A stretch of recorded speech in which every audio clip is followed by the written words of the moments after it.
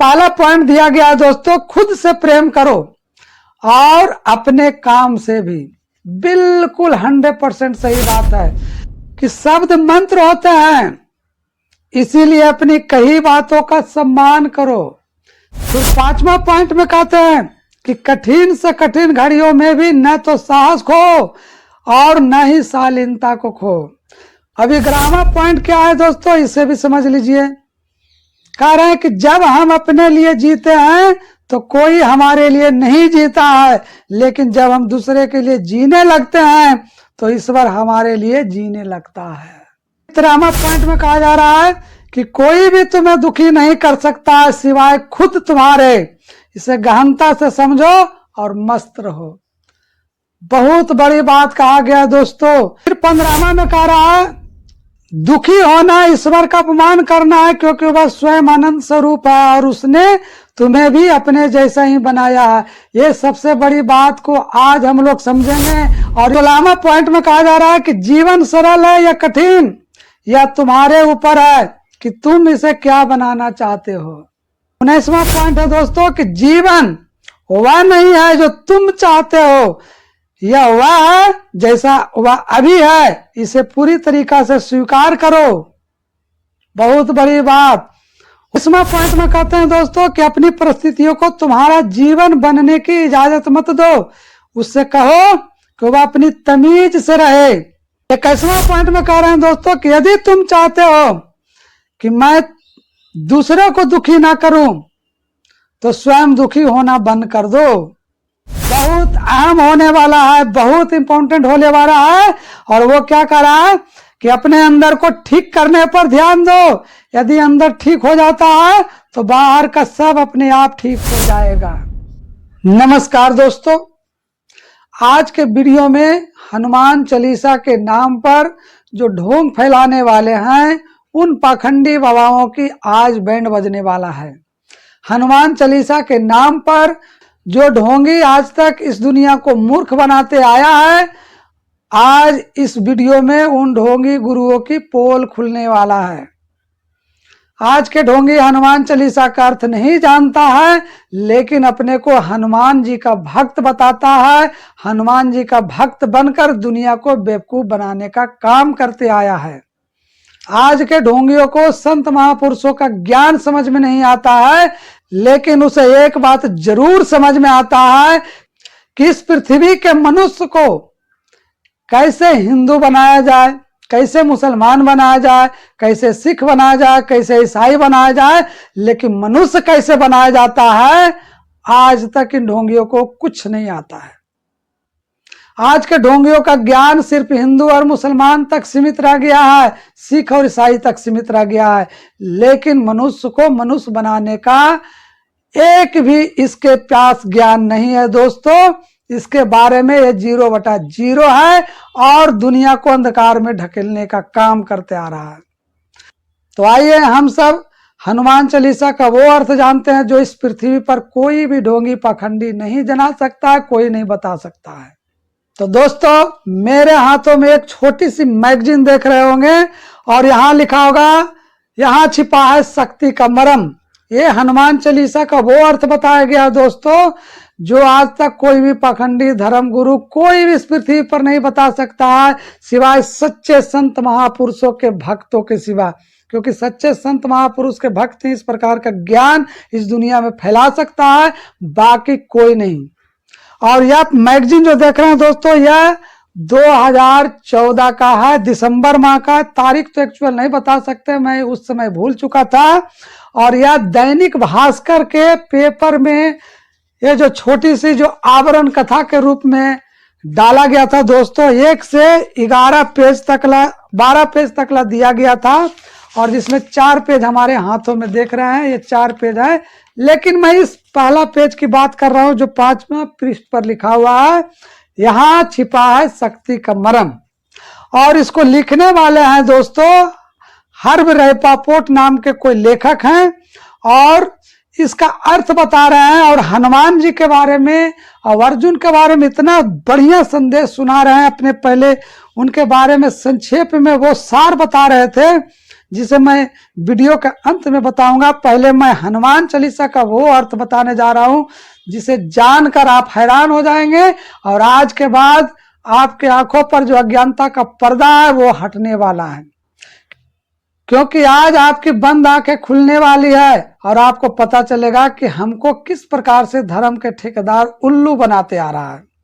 तो इसमें जो हनुमान चालीसा का अर्थ बताया गया दोस्तों, कुल 22 पॉइंट है। मैं इसे पॉइंट कर दिया हूं 1 से लेकर 22 तकला, और मैं एक एक पॉइंट को बताऊंगा, इसका अर्थ भी बताऊंगा। और इसका अर्थ इतना बढ़िया है दोस्तों कि मैं इसे खुद जानता हूं, क्योंकि मैं अपने आध्यात्मिक होम्योपैथी चैनल पर इसी प्रकार का ज्ञान आप तक पहुंचाने वाला था और इसी प्रकार का ज्ञान मैं आप तक पहुंचाने का काम कर रहा हूं, क्योंकि मैं इस पृथ्वी के समूचे मनुष्य को एक करने की कोशिश कर रहा हूं, क्योंकि मनुष्य एक है, अनेक नहीं है। और आज ढोंगी पखंडी जो इस पृथ्वी पर अज्ञानता का जो वायरस फैला दिया है, उसके कारण आज सब लोग बीमार पड़ रहे हैं। तो सबसे पहले मैं बताना चाहता हूं दोस्तों कि इसमें लिखा है, यहां छिपा है शक्ति का मर्म। स्क्रीन पर देख रहे होंगे, और उसमें क्या लिख रहे हैं जो देखिए दोस्तों। सबसे बड़ी बात पहले क्या कह रहे हैं कि हनुमान चालीसा में जिस ज्ञान की महिमा का इतना गान किया गया है, वह जीवन को जानने का ज्ञान नहीं है, वह जीवन को जीने का ज्ञान है। बिल्कुल 100% बात कहा है दोस्तों। इस ज्ञान की यह जानने में कोई रुचि नहीं है कि मैं कौन हूं, मैं कहां से आया हूं और कहां जाऊंगा, या यह कि मेरे जीवन का उद्देश्य क्या है, आदि आदि। या तो उस ज्ञान की बात करता है जो उसे जीने के योग्य बना सके। बिल्कुल 100% बात कहा है दोस्तों, क्योंकि हनुमान चालीसा में हनुमान जी ने वो बात कहा है कि सचमुच में वो जीने के ज्ञान है, क्योंकि हनुमान जी को जीने का तरीका मालूम था, क्योंकि वो राम भक्त हनुमान थे। और हनुमान से बड़ा भक्त इस दुनिया में कोई नहीं हुआ जो जीवन जीने का ज्ञान रखता हो कि जीवन को कैसे जिया जाए। लेकिन सबसे पहले मैं आपको ये जरूर बताऊंगा दोस्तों कि हनुमान जी को जीवन जीने का ज्ञान मालूम था, क्योंकि उनको ज्ञान मिला हुआ था, आत्म ज्ञान मिला हुआ था, सेल्फ नॉलेज मिला हुआ था, अपने आप को जानते थे। लेकिन आप जब तक यह नहीं जानेंगे कि मैं कौन हूं, कहां से आया हूं, यहां क्या कर रहा हूं, तब तक आप सचमुच में जीवन जीने के बारे में कुछ नहीं जान सकते हैं। इसकी मैं स्टाम्प पेपर पर भी लिख के गारंटी दे सकता हूं, क्योंकि पहले आपको मालूम होना चाहिए कि मैं कौन हूं, मैं कहां से आया हूं, मैं इस पृथ्वी पर क्या कर रहा हूं और जीवन जीने का राज क्या है। जब तक ये नहीं प्रश्न करेंगे तब तक आपको असली ज्ञान नहीं मिलेगा, और असली ज्ञान नहीं मिलेगा तो ये ढोंगी पाखंडी धर्मगुरु आपको जीवन भर बेवकूफ बनाते आएगा। तो अब आते हैं इस हनुमान चालीसा का असली अर्थ पर कि असली 22 पॉइंट में उन्होंने क्या कहा है, हर रेपापोर्ट ने क्या अर्थ बताया है। इसे एक एक अर्थ को देखते हैं, समझते हैं, और मैं समझाने की संक्षेप में कोशिश करूंगा। वीडियो थोड़ा बड़ा बन जाए दोस्तों तो देखना मत भूलिएगा, क्योंकि यह ज्ञान आपके जीवन को बदलने वाला है। पहला पॉइंट दिया गया है दोस्तों, खुद से प्रेम करो और अपने काम से भी। बिल्कुल 100% सही बात है, क्योंकि खुद से प्रेम करो, अपने जीवन से प्रेम करो और अपने काम धंधे से प्रेम करो, अपने टैलेंट से प्रेम करो। बहुत ओरिजिनल बात कहा गया दोस्तों। खुद से प्रेम करने से क्या मिलता है? आनंद मिलता है, चैन मिलता है, शांति मिलता है। और अपने काम और धंधे से प्रेम करने से क्या मिलेगा? रोटी, कपड़ा और मकान मिलेगा। जो आपके अंदर टैलेंट है, जो आपके अंदर स्किल है, उससे प्रेम कीजिएगा, उसमें माहिर होइएगा, तो आपको क्या मिलेगा? रोटी, कपड़ा और मकान मिलेगा। और अपने आप से प्रेम कीजिएगा तो क्या मिलेगा?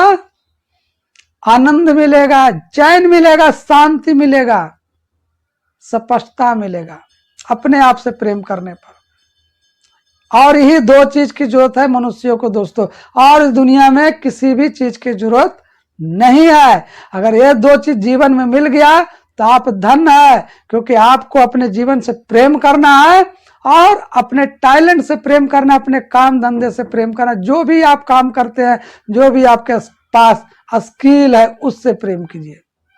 अब मैं बताता हूं दूसरा पॉइंट। करे जब काम से प्रेम हो जाता है तो वही काम धर्म बन जाता है। बिल्कुल सही।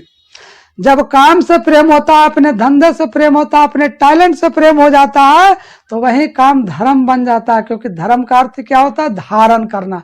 क्योंकि मैं उस चीज को अपना लिया हूं जीवन में।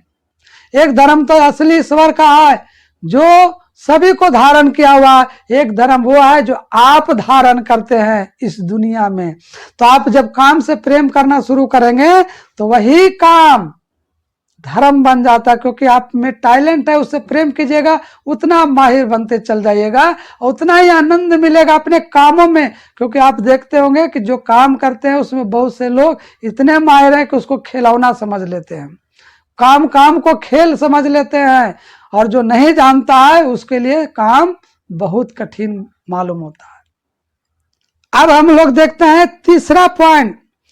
काम धर्म बन सकता है लेकिन धर्म कभी काम नहीं बन सकता है। बिल्कुल सही। क्योंकि कह रहा है कि काम धर्म बन सकता है। जो हमारा काम है, जो स्किल है, टैलेंट है, जो भी हम करते हैं, चाहे हम डॉक्टरी करते हो, चाहे कोई भी हो, वो हमारा धर्म बन सकता है लेकिन धर्म कभी काम नहीं बन सकता है। बिल्कुल। क्योंकि जो असली धर्म है दोस्तों, जो ईश्वर का असली धर्म है, वो कभी काम नहीं हो सकता, कभी टैलेंट नहीं हो सकता। क्योंकि ईश्वर का जो धर्म है वो सारी दुनिया को अपना रखा है। सारी दुनिया को, इस पृथ्वी के 8.5 बिलियन लोगों को भी अपने धर्म में सबको सहेज के रखा हुआ है, अपने अंदर रखा हुआ है। क्योंकि जिस दिन वो भूल जाएगा सारी दुनिया आपको भूल जाएगा। वो है असली ईश्वर का धर्म। फिर देखिए, कहते हैं चौथा पॉइंट कि शब्द मंत्र होते हैं, इसीलिए अपनी कही बातों का सम्मान करो। शब्द मंत्र होते हैं इसीलिए अपनी कही बातों का सम्मान करो। यानी कि आप जो बोलते हैं वो मंत्र के समान है। क्योंकि आपको आज तक इस दुनिया के ठेकेदार ने नहीं समझाया कि जो आप बोलते हो दोस्तों, चाहे झूठ बोलते हो, जो भी बोलते हो, उसका प्रभाव आपके एक एक सेल पर पड़ता है, एक एक कोशिका पर पड़ता है। क्योंकि जैसा आप सोचते हैं, जैसा आप विचार करते हैं, वैसा ही आपका शरीर बन जाता है। और इसीलिए कहा जा रहा है कि शब्द मंत्र होते हैं, जो आप बोलेंगे वो सिद्ध हो जाएगा, जो आप कहेंगे वही पूरा हो जाएगा। क्योंकि आप झूठ बोलेंगे तो आपका शरीर भी झूठा हो जाएगा, आपका जीवन भी झूठा हो जाएगा। इसीलिए कहा जा रहा है कि शब्द मंत्र होते हैं, इसलिए अपनी कही बातों का सम्मान करो। अगर आप कुछ बोलते हैं तो बहुत सोच समझ कर बोलिए। क्योंकि आप अगर गलत चीज बोलते हैं तो उसमें आप माहिर हो जाएंगे, वो मंत्र के समान सिद्ध हो जाएगा, वो आपके जीवन में लागू हो जाएगा।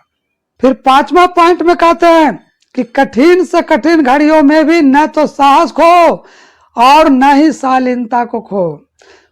देखिए कितना बड़ी बात है कि हनुमान चालीसा का कितना बढ़िया पॉइंट बताया जा रहा है। क्योंकि हनुमान जी को भी कठिन समय आया था। कठिन से कठिन घड़ियों में भी, समय सभी के साथ कठिन आता है दोस्तों, सभी के साथ समस्या आती है, लेकिन कहा जा रहा है कि अपनी समस्या के समय भी अपने अंदर की साहस को मत खो। क्योंकि साहस होना बहुत जरूरी है। और नहीं अपनी शालीनता को खो। क्योंकि जिस दिन साहस खो जाओगे उस दिन आप टूट जाओगे, गिर जाओगे, बिखर जाओगे। और साहस अगर अंदर बना रहेगा तो आप उस चीज से जीत जाओगे जो समस्या आपके सामने आया हुआ है। यानी समस्या का समाधान भी आपके अंदर है, और साहस रही तो आप उसे पार कर जाओगे। ये तो सभी के साथ आता है, हनुमान जी के साथ भी आया था। फिर कह रहे हैं 6वां पॉइंट, मर्यादाओं का उल्लंघन करने का अर्थ है स्वयं को कमजोर बनाना। स्वयं को निरंतर शक्तिशाली बनाओ, कमजोर नहीं। बिल्कुल सही। क्योंकि जो मनुष्य की मर्यादा है दोस्तों, उस मर्यादा में ईश्वर ने मनुष्य की रचना किया है सत्य के लिए, न्याय के लिए और लोगों की भलाई करने के लिए। अगर यह मर्यादा का उल्लंघन करते हैं तो आप स्वयं को कमजोर बनाते हैं। आप अपने आप को मतलब शक्तिहीन बनाते चले जाते हैं।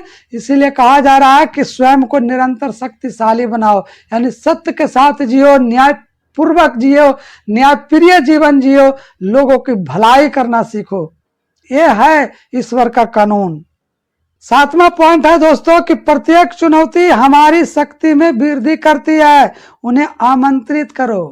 बहुत बढ़िया, यही होना चाहिए, क्योंकि कह रहा है कि प्रत्येक चुनौती हमारे सामने, बहुत सी चुनौतियां सामने आके खड़ी हो जाती है जो हम लोग समझते हैं कि इसे हम पार नहीं कर पाएंगे, लेकिन कह रहे हैं कि उसे आमंत्रित करो, उसे स्वीकार करो, कहो आओ भाई कोई बात नहीं, आ गया तो कोई बात नहीं, हम तुम्हारा भी सामना करने के लिए तैयार है। और कह रहे हैं कि जिस दिन सामना करने के लिए तैयार हो गए तो तुम्हारी जो शक्ति है वो वृद्धि होती चली जाएगी, वो बढ़ती चली जाएगी। कि और हनुमान जी को यही शक्ति का एहसास दिलाया गया था कि आप अपने शक्ति को भूल चुके हैं। आप मच्छर से रूप से लेकर के आप भीम का रूप भी धारण कर सकते हैं, विशालकाय शरीर आपके पास है, आप पवन पुत्र हनुमान है, आप इस समुद्र को लांघ सकते हैं। और हनुमान जी को पता चला अपनी शक्ति के बारे में, तो चुनौती को स्वीकार किए और पवन पुत्र के नाम से वो समुद्र को पार किए, क्योंकि हनुमान जी भूल चुके थे और अपने अंदर की शक्ति के कारण उन्होंने समुद्र को लांघ दिया। क्योंकि असली शक्ति कहाँ होता है दोस्तों? हमारे अंदर होता है, बाहर में कोई शक्ति नहीं है। इसीलिए कहा जा रहा है कि स्वयं को निरंतर शक्तिशाली बनाओ, यानी कि आप अंदर की शक्ति को पहचानो कि आप कौन हो। फिर 8वां पॉइंट कह रहा है कि सच्ची आध्यात्मिकता अपने आंतरिक संतुलन को साधे रखने में है। यानी कहने का मतलब है दोस्तों कि सच्ची आध्यात्मिकता अपने आंतरिक संतुलन को बनाए रखने में है, क्योंकि अंदर की जो शक्ति है दोस्तों वो 50% अच्छाई है, 50% बुराई है। यानी हमारे ईश्वर ने, हमारे बनाने वाले ने 50% बुराई और अच्छाई को साथ भेजा है। और उस संतुलन को जब तक आप बना के नहीं रखते हैं तो आप गड्ढे में गिरने के काम करेंगे और आप असली आध्यात्मिकता से दूर हो जाएंगे। क्योंकि असली आध्यात्मिकता क्या है? आत्मा को अध्ययन करना, आत्मा के बारे में जानना, आत्मा के बारे में पढ़ना, आत्मा के बारे में सीखना ही असली आध्यात्मिकता है। फिर कहा जा रहा है 9वां पॉइंट में दोस्तों कि दूसरे के लिए किया गया कार्य दैवीय बन जाता है, इसीलिए उसमें एक प्रकार की दिव्यता आ जाती है। बिल्कुल सही, क्योंकि जो दूसरे के लिए किया जाता है वही काम असली होता है दोस्तों, क्योंकि दूसरे की भलाई करने के लिए ही मनुष्य का जन्म हुआ है। इसलिए हम हर वीडियो में आपको बताएंगे, यानी पूरे मेरे चैनल में आपको यही जानकारी मिलेगा कि मनुष्य की रचना सत्य के लिए हुआ था, न्याय के लिए हुआ था और पड़ोसी की भलाई के लिए हुआ था, यानी लोगों की भलाई के लिए हुआ था। यही 3 काम था जिससे मनुष्य को करना था। यह हमारे महान प्रोफेसर ने सिखलाया है, यह हमारे महान वैज्ञानिक ने सिखलाया है, यह हमारे महान पुरुषों ने सिखलाया है, यही चीज हमारे महान ज्ञानियों ने सिखलाया है। क्यों? क्योंकि राम और कृष्ण से लेकर जितने भी महापुरुष दुनिया में आए, जितने भी वैज्ञानिक, सब ने यही सिखलाया कि सत्य के साथ जियो, न्याय पूर्वक जियो और लोगों की भलाई करो। इसीलिए कहा जा रहा है कि जो दूसरे के लिए जीता है वही काम दैवीय बन जाता है, क्योंकि उस भलाई करने से एक प्रकार की दिव्यता आ जाती है, क्योंकि ईश्वर ने इसी प्रकार से मनुष्य की रचना किया है। और आप जब भी किसी का भलाई करते हैं उस दिन आप देखते होंगे कि आपका हृदय गदगद हो जाता है। फिर 10वां पॉइंट कहता है दोस्तों कि कोई भी काम अपने में न तो छोटा होता है न ही बड़ा, उस काम में निहित उद्देश्य उसे छोटा या बड़ा बनाते हैं। बिल्कुल सही है, क्योंकि कोई काम छोटा बड़ा नहीं होता है, उस काम में निहित उद्देश्य, उसका उद्देश्य क्या है, ये बड़ा छोटा बनाता है। हम अपने आप को कहते हैं डॉक्टर, हम अपने आप को कहते हैं इंजीनियर, हम अपने आप को कहते हैं वकील, और नेचर आपका खराब है दोस्तों तो आपका काम ही छोटा बड़ा हो जाता है, क्योंकि आपकी जो मानसिकता है उस पर निर्भर करता है आप कौन हैं। आज डॉक्टरों को लुटेरा कहा जाता है, गुरुओं को ढोंगी कहा जाता है। क्यों कहा जाता है? क्योंकि आपका जो कर्म है वो सही नहीं है। इसीलिए कहा जा रहा है कि कोई भी काम अपने आप में न छोटा होता न बड़ा होता, क्योंकि आपके अंदर जो टैलेंट है वो टैलेंट है और ईश्वर के कृपा से आपके अंदर वो टैलेंट आया है। और इस दुनिया में कोई ऐसा इंसान नहीं है जिसके अंदर कोई टैलेंट नहीं है, और सभी को ईश्वर ने टैलेंटेड इंसान बना के भेजा है, प्रतिभाशाली इंसान बना के भेजा है, लेकिन अपनी प्रतिभा को नहीं जानता है। इसीलिए आज का इंसान गलत रास्ते पर चल देता है। अभी 11वां पॉइंट क्या है दोस्तों, इसे भी समझ लीजिए। कह रहे हैं कि जब हम अपने लिए जीते हैं तो कोई हमारे लिए नहीं जीता है, लेकिन जब हम दूसरे के लिए जीने लगते हैं तो ईश्वर हमारे लिए जीने लगता है। बहुत मर्म की बात है दोस्तों, जब हम अपने लिए जीते हैं, खुद गर्ज बन जाते हैं, तो हमारे लिए दुनिया में कोई नहीं जीता है। क्योंकि इस प्रकार से ईश्वर ने मनुष्य को नहीं बनाया था, मनुष्य को दूसरे के लिए बनाया था। कह रहे हैं कि दूसरे के लिए जब जिया जाता है, जीने लगता है, तो ईश्वर हमारे लिए जीने लगता है। क्योंकि ईश्वर ने इसी प्रकार से मनुष्य की रचना किया है कि दूसरे के मनुष्य काम आए, एक मनुष्य दूसरे के काम आए। यही मनुष्य की सबसे बड़ी खूबसूरती है। तो आप समझ लीजिए कि जो मनुष्य दूसरे के लिए नहीं जीता है, सिर्फ अपने लिए जीता है, उसे क्या कहा जाता है? खुदगर्ज कहा जाता है, मतलबी कहा जाता है, उसे लोभी और ना जाने क्या क्या कहा जाता है। इसीलिए दोस्तों, आज से और अभी से आप भी जीना सीखिए। अब 12वां पॉइंट को देखते हैं। 12वां में कहा जा रहा है कि मन की प्रसन्नता इस बात का सूचक है कि ईश्वर चेतना में मौजूद है। अगर हमारा मन प्रसन्न है तो इसका मतलब है कि हमारा ईश्वर जो है चेतना में मौजूद है। क्योंकि हम चेतना कहाँ है? हमारे अंदर है। सत्य चित आनंद उसे कहा गया। ईश्वर का एक नाम है सत्य चित आनंद। और जब ये चेतना उस सत्य से लगती है तो क्या मिलता है दोस्तों? आनंद मिलता है। इसलिए ईश्वर का एक नाम है सच्चिदानंद।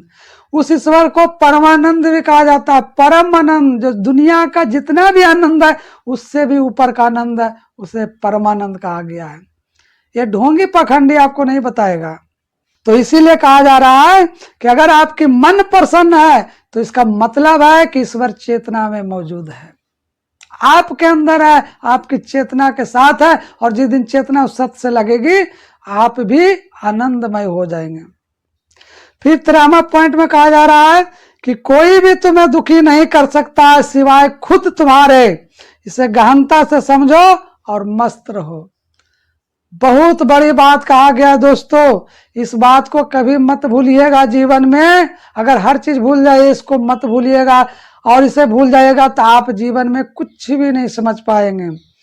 कितना बड़ी बात कहा गया कि कोई भी तुम्हें दुखी नहीं कर सकता है सिवाय खुद तुम्हारे।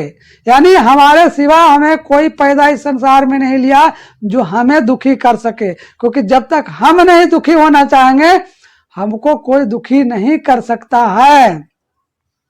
इसे गहनता से समझो और मस्त रहो। और यही हालत भगवान बुद्ध के साथ हुआ था कि जब लोग उनको गालियां देता था तो वो हंसते थे। क्यों हंसते थे? क्योंकि वो एक्सेप्ट नहीं करते थे उनके गालियों को, उनके बातों को एक्सेप्ट नहीं करते थे और मस्त रहते थे। कि उनको मालूम था कि उनकी बातों को एक्सेप्ट करेंगे तो हमें दुख होगा, क्योंकि हम उनकी बातों को लेंगे नहीं तो दुख कहाँ से होगा। तुम अपने जगह, मैं अपने जगह। इसीलिए कबीरदास जी ने कहा है कि कबरा खड़ा बाजार में सबके मांगे खैर, और ना काहू से दोस्ती ना काहू से बैर। तो यही बात अगर जीवन में जान लीजिए तो आपका जीवन आनंदमय हो जाएगा। बिना ज्ञान मिले आनंद मिल जाएगा। क्योंकि ये आप पर निर्भर करता है कि आप दुखी हो सकते हैं या सुखी हो सकते हैं, आप कितना जागरूक है। यह बात आप पर निर्भर करता है कि सचमुच में आप कितना जागरूक हैं।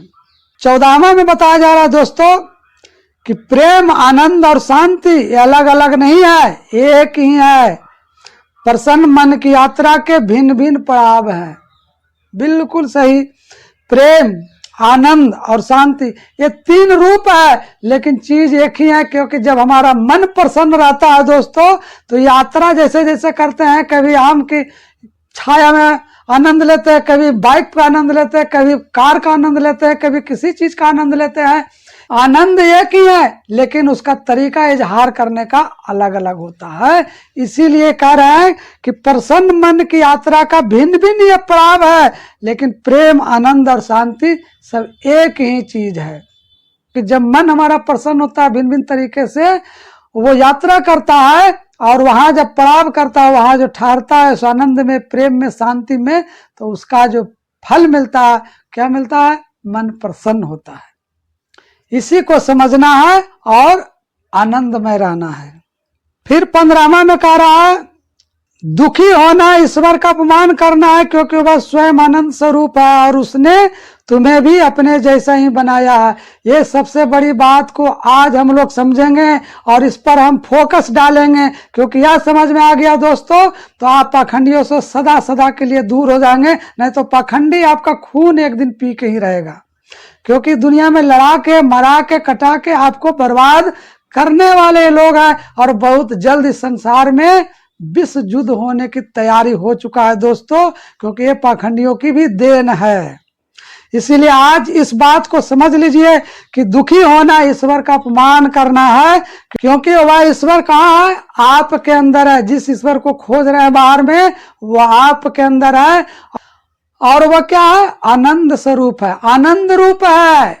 इसीलिए उसे परमानंद सच्चिदानंद कहा गया है और उसने तुम्हें भी अपने जैसा बनाया, यानी हम उसी की संतान है। इसीलिए कहा जाता है ईश्वर अंश जीव अविनाशी। जैसा ईश्वर है जैसा हम है, यानी शेर का बेटा शेर ही होगा, गीदड़ का बेटा गीदड़ ही होगा, मनुष्य का बेटा मनुष्य ही होगा, गाय का बेटा गाय ही होगा। यानी कहने का मतलब है कि जिस प्रकार का पिता होता है उसी प्रकार का उसकी संतान होता है। यानी बनाने वाले की अगर हम संतान है, अगर उसने हमें बनाया है और सचमुच में वो आनंद स्वरूप है, तो हम भी आनंदमय हो सकते हैं, कभी दुखी नहीं हो सकते। इसीलिए कहा जा रहा है कि आप दुखी होते हैं तो इसका मतलब है कि आप ईश्वर का अपमान कर रहे हैं, बेइज्जती कर रहे हैं। इसीलिए जो ज्ञानी है वो कभी अपने जीवन में दुखी नहीं हो सकता है। इसी बात को समझना है दोस्तों। यह बात समझ में आ जाए तो आपका जीवन धन्य हो जाएगा। फिर 16वां पॉइंट में कहा जा रहा है कि जीवन सरल है या कठिन, यह तुम्हारे ऊपर है कि तुम इसे क्या बनाना चाहते हो। बिल्कुल सही कि जीवन सरल है या कठिन, यह हमारे ऊपर निर्भर करता है, आपके ऊपर निर्भर करता है कि हम इस जीवन को कैसे जिएं। क्योंकि दुनिया में ऐसे ऐसे ठेकेदार हैं, सोशल एजुकेशन के ठेकेदार हैं, धर्म के ठेकेदार हैं, स्कूल एजुकेशन के ठेकेदार हैं, यूनिवर्सिटी के ठेकेदार हैं। इस दुनिया में इतने ठेकेदार हैं दोस्तों कि आपके जीवन के साथ खिलवाड़ करते हैं। और इसीलिए आप इस दुनिया में अपने जीवन को सरल बनाना चाहते हैं या कठिन बनाना चाहते हैं, या आपके ऊपर निर्भर है। और शुरू में ही बता दिया गया है, पहला पॉइंट में बताया गया कि खुद से प्रेम करो और अपने काम से। अब 17वां पॉइंट है दोस्तों कि आप प्रसन्नता को अपना सुख मत बनने दो, इसे रोको। ठीक कहा जा रहा है, आप प्रसन्नता, जो अब हम प्रसन्न होते हैं, आप प्रसन्न होते हैं, यानी कि प्रसन्न बनना हमारा ही स्वभाव है, आप प्रसन्न होना हमारा ही स्वभाव है। मतलब हम लोग जो आप प्रसन्न रहते हैं, दुखी रहते हैं, निराश रहते हैं, कह रहे हैं कि इसका अपना सुख मत बनने दो। बहुत से लोग हैं उसी में जीवन जीने लगते हैं। हाँ क्या कहें, मेरे पास तो ये समस्या है, मेरे पास वो दुख है, मेरे पास वो दुख है। कह रहे हैं कि इस समस्या को रोको, इसे मत बनने दो, इसे अपना जीवन का सुख मत बनने दो, क्योंकि अप्रसन्नता आपके जीवन का हिस्सा नहीं है। आपके जीवन का हिस्सा क्या है? प्रसन्न होना, मन की शांति होना, मन का चैन होना, आनंद होना, शांतिमय होना, ये आपका जीवन का हिस्सा है। अप्रसन्नता आपके जीवन का हिस्सा नहीं है। इसीलिए कहा जा रहा है इसे रोको, इसे अप्रसन्नता का सुख मत बनने दो।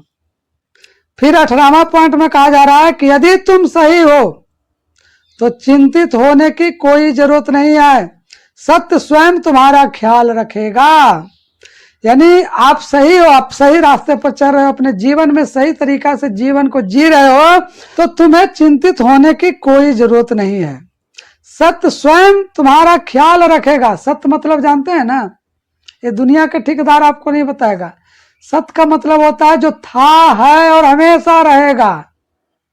अविनाशी ईश्वर के सिवा इस दुनिया में कोई भी सत्य नहीं है, और सत्य उसी ईश्वर को कहा जाता है जिसका कभी नाश नहीं होता है, जो अजन्मा है, जो पुराण पुरुष है, जो अकाल पुरुष है, उसी को सत्य कहा गया है।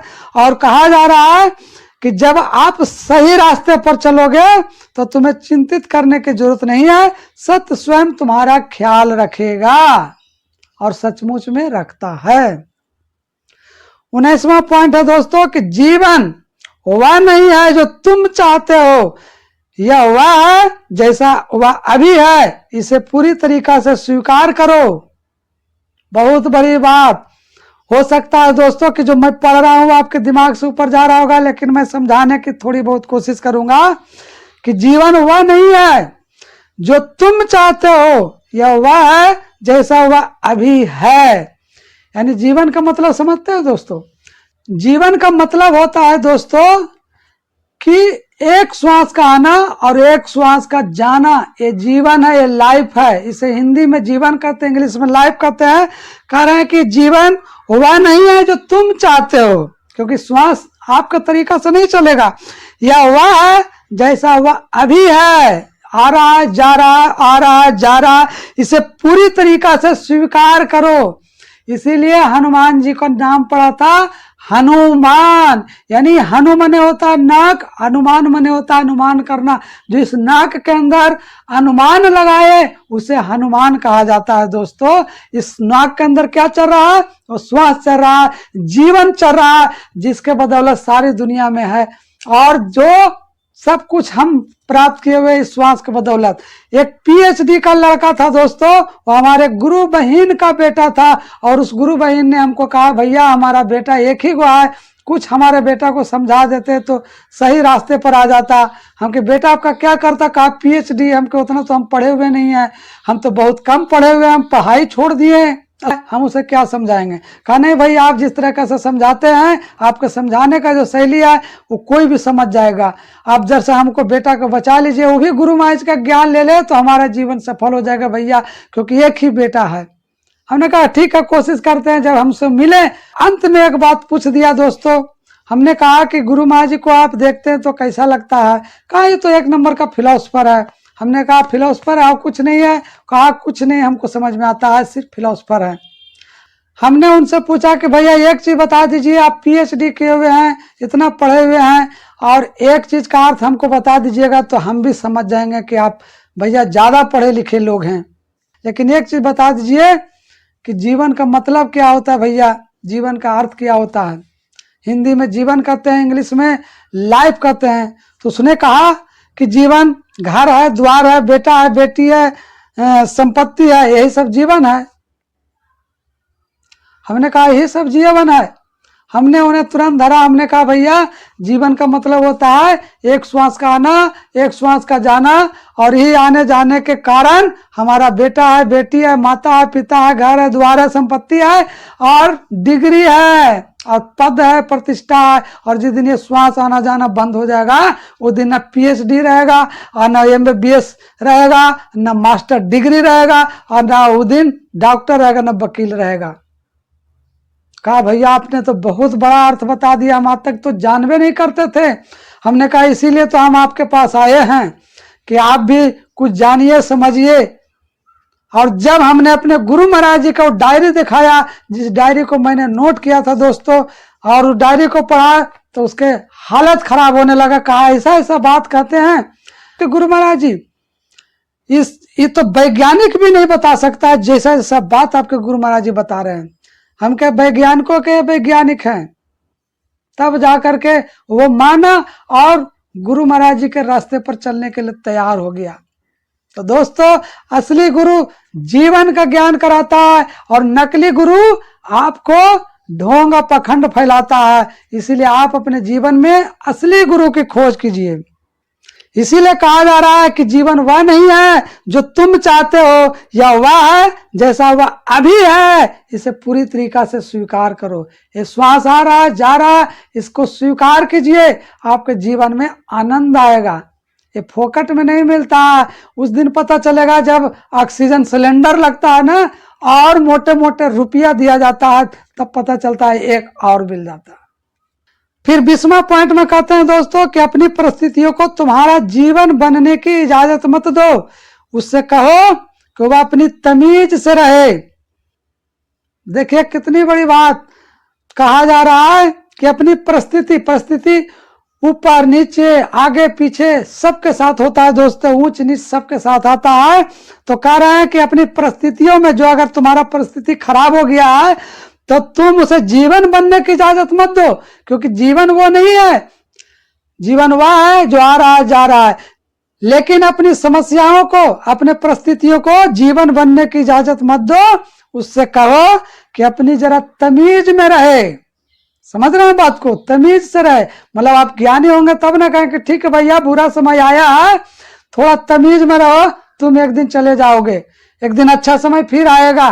बुरा आता है तो अच्छा भी आता है, अच्छा आता है तो बुरा भी आता है। उसे तमीज से रहने की इजाजत देना चाहिए। इसीलिए कहा जा रहा है हनुमान चालीसा में कि कहो कि तुम अपनी तमीज में रहो, उसे जीवन बनने की इजाजत मत दो।